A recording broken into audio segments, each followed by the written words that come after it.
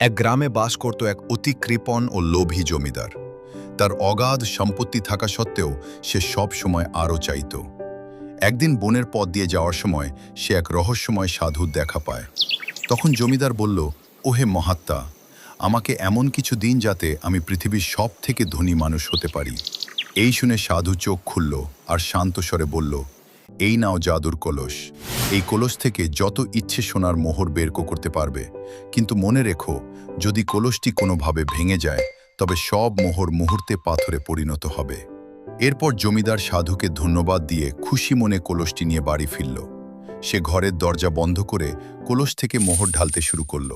ঝনঝন শব্দে ঘর সোনায় ভরে গেল। এই দেখে জমিদার উত্তেজিত হয়ে অট্টহাসি হাসল। হা, আমি এখন রাজা, এই গ্রামের কেউ আমার ধারে কাছেও আসতে পারবে না। আমি আরও সোনা চাই, আরও। তখন খুশিতে আত্মহারা হয়ে জমিদার কলসটি মাথায় নিয়ে নাচতে শুরু করল।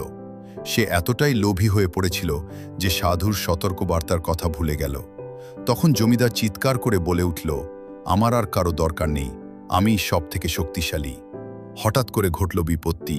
জমিদারের পা পিছলে যায় এবং হাত থেকে কলসটি মাটিতে পড়ে যায়। বিকট এক শব্দে ভেঙে যায় জাদুর কলসি। সাথে সাথে জাদুর ধোঁয়া বের হলো। চোখের পলকে ঘরের পাহাড় সমান সোনার মোহরগুলো কালো পাথরে পরিণত হলো।